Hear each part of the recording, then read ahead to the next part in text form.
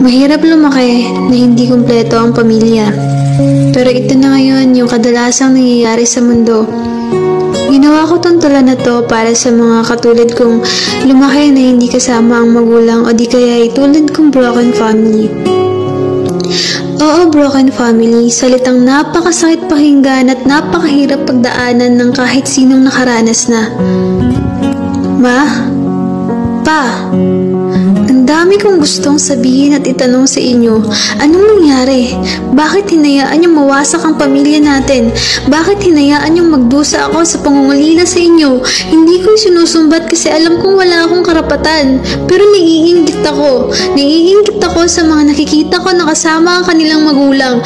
Samantalang ako kahit kailan hindi ko man lang naranasan. Ang daming panahon na nasayang na hindi ko kayo nakasama. Ang daming araw at oras na hindi